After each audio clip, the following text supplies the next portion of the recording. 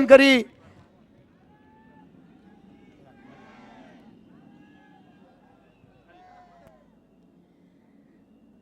આગામી લોકસભાની ચૂંટણી અનુસંધાને આજે આપણા ગુજરાતના ગૌરવરૂપી ભારતીય જનતા પાર્ટીના વડાપ્રધાનના ઉમેદવાર આપણા લાડીલા મુખ્યમંત્રી શ્રી નરેન્દ્રભાઈ મોદીની આ સભામાં ઉપસ્થિત આપણા ત્રણેય જિલ્લાઓના એવા પ્રમુખો ભાઈ શ્રી મુળુભાઈ, ભાઈ શ્રી મેઘજીભાઈ, ભાઈ શ્રી હસમુખભાઈ ઉપસ્થિત આપણા ધારાસભ્યશ્રીઓ એવા શ્રી પબુભા બાપુ, શ્રી પૂર્વ ધારાસભ્ય ભાઈ શ્રી બ્રિજરાજસિંહભાઈ, ભાઈ શ્રી મેઘજીભાઈ ચાવડા, એવા જ આપણા પૂર્વ સાંસદ ભાઈ શ્રી ચંદ્રેશભાઈ, આપણા એસટી બોર્ડ નિગમના ચેરમેન એવા શ્રી ઘોડસરા સાહેબ, એવા જ શ્રી મઢવી દાદા મંચ પર ઉપસ્થિત હમણાં જ જેઓ આપણી વચ્ચે હમણાં જ પધાર્યા છે એવા આપણા જિલ્લાનું રાજ્ય સરકારમાં પ્રતિનિધિત્વ કરતા બેન શ્રી વસુબેન ત્રિવેદી, અત્રે ઉપસ્થિત મંચ પર ચૂંટાયેલ અને સંગઠન પાંખના સર્વે આપણા આદરણીય હોદ્દેદારો, અત્રે આ સભામાં ઉપસ્થિત પાર્ટીના સર્વે વરિષ્ઠ કાર્યકર્તા ભાઈઓ બહેનો, ઉપસ્થિત આ જિલ્લાના સર્વે આદરણીય વડીલો, માતાઓ, બહેનો, યુવા ભાઈઓ તથા બાળકો, આપણા ગુજરાતીઓ માટે એક ગૌરવરૂપી ઘટના જ્યારે થોડા જ દિવસોમાં બનવા જઈ રહી છે. આપણે સૌ જે ગુજરાતની નોંધ ભૂતકાળમાં કોઈ દિવસ ના લેવાતી, અગાઉ આપણે ક્યારેય જ્યારે પ્રવાસમાં જતા ત્યારે એવું હતું કે અમને ગુજરાતી તરીકે પારકા રાજ્યમાં ઓળખશે કોણ. આપણે પ્રવાસમાં જઈએ, જાત્રામાં જઈએ, કોઈ કામ અર્થે જઈએ ત્યારે આપણે શોધતા કે અમારું ત્યાં જાણીતું કોણ છે, કે સારી કોઈ એવી હોટલ અથવા એવી કોઈ સુવિધા અમને ક્યાં મળશે જે અમે સુરક્ષિત રહેશું. પણ આજે જ્યારે આપણે ગુજરાતની બહાર કોઈ પણ કામ અર્થે જઈએ કે કોઈ પણ કાર્ય માટે જઈએ ત્યારે કોઈને પણ જઈને કહીએ કે અમે ગુજરાતી છીએ, ત્યારે કોઈ પણ રાજ્ય હોય અથવા કોઈ પણ દેશ હોય આપણે એમ પૂછવામાં આવે છે ઓ તમે ગુજરાતી છો, તમે મોદી સાહેબના ગુજરાતથી આવેલા છો. આવી અનેરી ઓળખ આપણા નાના એવા રાજ્યને જો કોઈ અપાવી હોય તો આપણા માનનીય મુખ્યમંત્રી શ્રી નરેન્દ્રભાઈ મોદીએ, જેને આપણા નાના એવા રાજ્યને સમગ્ર દેશ અને વિશ્વની ફલક પર લઈ જઈ અને માત્ર પોતાના કાર્યોના માધ્યમથી આપણે આવી અનેરી ગૌરવપાત્ર ઓળખ અપાવી છે. આપણા સૌ માટે આ ગૌરવરૂપી તક છે જ્યારે આપણા પનોતા પુત્ર, જ્યાં ભૂતકાળમાં ગુજરાત રાજ્યમાં કોઈ મહત્વના પોર્ટફોલિયો દેવામાં પણ કેન્દ્ર સરકાર વિચારતી કે આવા નાના રાજ્યમાંથી જ્યાં 5-15 સાંસદો ચૂંટાઈને આવતા હોય ત્યાં મહત્વના પોર્ટફોલિયો પણ આપણા ભાગે ના આવતા, ત્યાં આપણી ભાગે જો આજે વડાપ્રધાનના ઉમેદવાર આવ્યા હોય તો આપણે જ્યારે આટલી મોટી તક મળી છે તો આ તક માટે જો આપણે કોઈનો આભાર માની શકીએ તો આ સમગ્ર દેશની જનતાનો આભાર માનવો પડે. સમગ્ર દેશની જનતાને જે વિશ્વાસ નરેન્દ્રભાઈના નેતૃત્વ પર આવ્યો અને કોંગ્રેસે જે સતત પાછલા 10 વર્ષથી આ દેશની પરિસ્થિતિ કઈ હદે કરી છે એના સાક્ષી આપણે છીએ. પાછલા 2 વર્ષમાં જે કોંભાટો, જે વિખવાદો, જે વિભાજનો, જે ભ્રષ્ટાચાર અને અમુક શર્મનાક ઘટનાઓ આપણી વચ્ચે આવી જેનું વર્ણન કરીએ તો પણ આપણું માથું શરમથી ઝૂકી જાય એવી જે ઘટનાઓ આપણા દેશમાં બની અને જે લોક આક્રોશ, જે લોક આંદોલન આપણે લોકોને કરતા જોયા એના માધ્યમથી જ્યારે દેશ નિરાશા તરફ જઈ રહ્યું હતું, દેશ દિવસે દિવસે પાછળ ધકેલાઈ રહ્યું હતું, ત્યારે દેશની જનતાને એમની માટે કોઈ આશારૂપી કિરણ તરીકે ઉભર્યું હોય તે આપણા માનનીય નરેન્દ્રભાઈ ઉભરા છે ને એનું જ એક કારણ છે કે સમગ્ર દેશની જનતાએ આહવાન કર્યું ભારતીય જનતા પાર્ટીને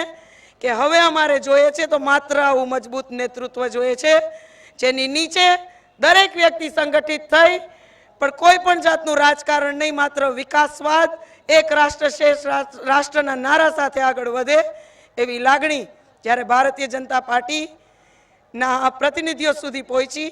અને એનું જ એક કારણ છે કે આવો ગૌરવવંતો પ્રસંગ આજે આપણા આંગણે આવ્યો છે. મારું સ્પષ્ટપણે માનવું છે કે આવડો મોટો પ્રસંગ આપણા આંગણે આવ્યો હોય અને માત્ર 1.5 વર્ષની અંદર જો પાર્ટીએ એટલી મોટી જવાબદારી આપ સૌ સમક્ષ મારા પર મૂકીને મને ઉપસ્થિત રહેવાની તક આપી હોય તો એમાં આ બધા વડીલો તો અવશ્ય ભાગરૂપ રહ્યા જ છે, પણ મારું એવું સ્પષ્ટપણે માનવું છે કે મારી આટલી મોટી તક અને આટલી મોટી જવાબદારીમાં જો પાયામાં કોઈ ભાગરૂપ હોય તો એ આપ સૌ છો. લોકવાણીના માધ્યમથી, લોકવાચાના માધ્યમથી આપ સૌએ પણ કોઈને કોઈ રીતે પાર્ટીના આપણા સર્વે પ્રતિનિધિઓ સુધી આ લાગણી ક્યાંક ને ક્યાંક અવશ્ય પહોંચાડી હશે, ક્યાંય ને ક્યાંય સહમતિ અવશ્ય ભરી હશે. એનું જ એકમાત્ર કારણ છે કે આટલા ટૂંકા સમયમાં પાર્ટીએ ફરીથી આટલી મોટી જવાબદારી સાથે આપ સૌ વચ્ચે મને ઉપસ્થિત રહેવાની જ્યારે તક આપી ત્યારે આપણે સૌ જોઈ રહ્યા છીએ કે કોંગ્રેસ પાર્ટી જે એક પાયા વિહોણી પાર્ટી છે, જેને પાયામાં લોકોમાં કેટલી જાગૃતતા છે એની અનુભૂતિ કે ખબર નથી, ત્યારે કોંગ્રેસ પાર્ટી આજે અધિકારથી આપણી વચ્ચે જ્યારે મત માંગવા આવે છે તો નવાઈની વાત તો એ છે ને અમે ઘણી વખત ચર્ચા કરતા હોય કે શું ચંદીગઢમાં જઈ પવનકુમાર બંસલ એવું કહેતા હશે કે મારો ભાણિયો નવરો છે, તમે મને ચૂંટવીને મોકલો તો એને કામે લગાડું? માત્ર ભ્રષ્ટાચારનું રાજકારણ, કોમ્બાટોનું રાજકારણ અને વચમાં તો એવો સમય આવ્યો કે જ્યારે જ્યારે આપણા જિલ્લામાંથી કોઈ પણ ડેલિગેશન ગયા ત્યારે એના વડાપ્રધાને ખુદે સ્વીકાર્યું કે મારી સરકારમાં ચાલતું નથી. અને હકીકત છે જે રીતે પાછલા દિવસોમાં જે પોલિસીના ઘડતર થયા, જે રીતે આટલા કોમ્બાટો અને ભ્રષ્ટાચાર થયા અને એમાં સરકારને જ્યારે એના વડાપ્રધાન જ કાબુ ના કરતા હોય તો સ્વાભાવિક છે કે ત્યાં જેટલા નેતાઓ છે એટલા જ ભાગ છે. દરેક નેતા પોતાનું કરવામાં છે, આ દેશની કોઈને પડી નથી. દરેકને એવું લાગે છે કે ભવિષ્યમાં દેશનું જે થવાનું હોય થાય, પાર્ટીનું જે થવાનું હોય થાય, આપણે આપણું કરી લઈએ. આવી પરિસ્થિતિ જ્યારે કોંગ્રેસ પાર્ટીની છે, આપણા જિલ્લામાં અનેક પડતર પ્રશ્નો આજે કેન્દ્ર સરકાર પાસે છે. જિલ્લાના અનેક એવા પ્રશ્નો છે જેની માત્ર રજૂઆતો થઈ છે, વાતો થઈ છે, પણ એક પણ પ્રશ્નને યોગ્ય વાચા નથી મળી. ત્યારે હવે કોંગ્રેસ પાર્ટી આજ સુધી જે ઊંઘતી આવી છે, ગહેરી ઊંઘમાં છે,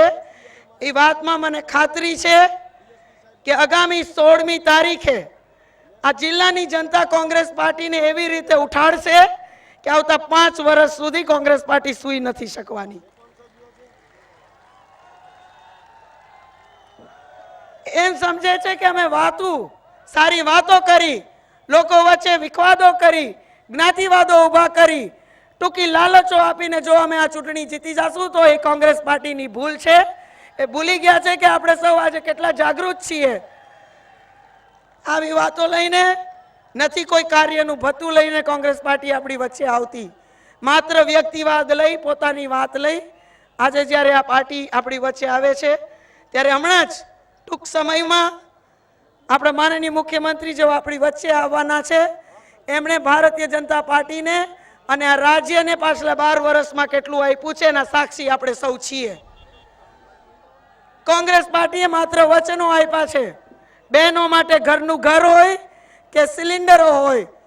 ભાઈઓ બહેનો માટે મોંઘવારી હોય, માત્ર વચનો સિવાય આજ સુધી કોંગ્રેસ પાર્ટીએ આપણે કંઈ નથી આપ્યું.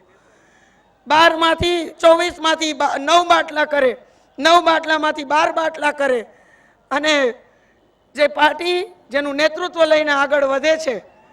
એ વ્યક્તિ પાર્ટીના અધિવેશનમાં એના વડાપ્રધાનને એવી રજૂઆત કરે છે. અમને એવું લાગ્યું કે અધિવેશનમાંથી જ્યારે કોંગ્રેસ પાર્ટી બહાર આવશે તો જાણે આ દેશ માટે શું લઈને આવશે. પણ જ્યારે આ નેતાઓ કોંગ્રેસ પાર્ટીના અધિવેશનમાંથી બહાર આવ્યા તો આ દેશ માટે 3 બાટલા લઈને બહાર આવ્યા અને માત્ર જે પાર્લામેન્ટમાં એ રજૂઆત કરી શકતા હતા એને એના વડાપ્રધાનને આ રજૂઆત પાર્ટીના અધિવેશનમાં કરવી પડી પણ બહેનો એમની પાસે હિસાબ તો માંગે કે અમને 24 માંથી 9 કર્યા 9 માંથી 12 કર્યા બાકીના અમારા 12 સિલિન્ડરો તમે ક્યાં ખાઈ ગયા પાયા વિહોણી પાર્ટી છે એમ કહે તો કઈ ખોટું નથી ભૂતકાળમાં આપણા ઉદાહરણો છે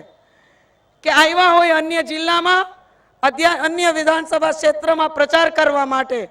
અને પોતાની સ્પીચ જ્યારે ખીચામાંથી કાઢે ત્યારે અન્ય જિલ્લાનો પ્રચાર કરી અને નીકળી જતા આવા પાયા વિહોણા નેતાઓ છે ભૂલી જતા હોય છે કે સ્થાનિક ઉમેદવારો પણ કોણ છે જ્યારે આપણા નરેન્દ્રભાઈ પાછલા 12 વર્ષથી સતત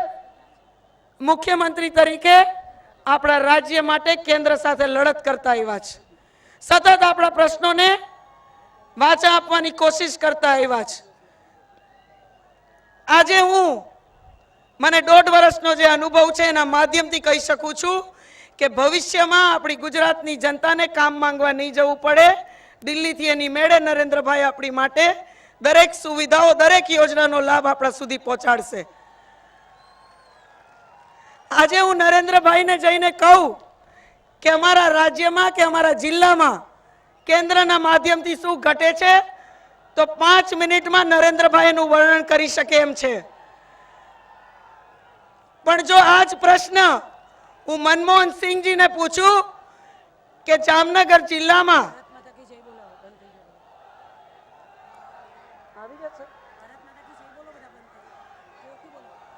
આજ પ્રશ્ન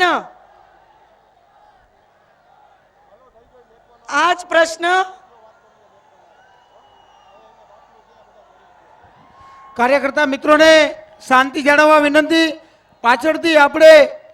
અવાજ ન કરીએ અને સ્થાન ગ્રહણ કરી રાખીએ વ્યવસ્થામાં સહકાર આપીએ આજ પ્રશ્ન જો હું મનમોહન સિંહને પૂછું કે અમારા જામનગર જિલ્લામાં કેન્દ્રના માધ્યમથી શું ઘટે છે તો પહેલા તો આ દેશનો નકશો મંગાવશે કે જામનગર ક્યાં આવ્યું જ્યારે આપણી માટે આપણા પનોતા પુત્ર દેશના વડાપ્રધાન બનવાના છે જેઓ આપણા જિલ્લાથી એટલી હદે પરિચિત છે ત્યારે હું માત્ર આવતા દિવસોમાં એક માધ્યમ બનીશ દિલ્હીથી જામનગર સુધીનું એટલે આપ સૌ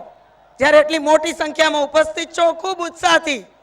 આપણા લાડીલા મુખ્યમંત્રીની વાટ જોવો છો ત્યારે આપ સૌને એક નમ્ર અપીલ નમ્ર વિનંતી સાથે મારી વાત પૂરી કરીશ કે ઉમેદવાર તરીકે હું માત્ર નિમિત્ત છું કારણ કે ઉમેદવાર કોઈ પણ એક હોઈ શકે પણ આ ભ્રષ્ટાચારી કોંગ્રેસને આ કોમબાટી કોંગ્રેસને આ ધર્મવાદને જ્ઞાતિવાદ ઊભો કરનાર કોંગ્રેસને આગામી 30મી તારીખે આપ સૌ ઉમેદવાર છો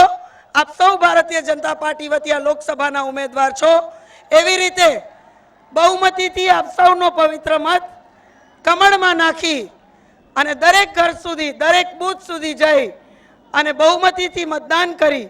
અને આપ સૌનો અવાજ આ સમગ્ર જિલ્લાનો અવાજ હું દિલ્હી સુધી પહોંચાડી શકું એવી તક મને આપવા હું નમ્ર અપીલ કરી વિરમું છું વંદે માતરમ ભારત માતા કી જય ખૂબ ખૂબ આભાર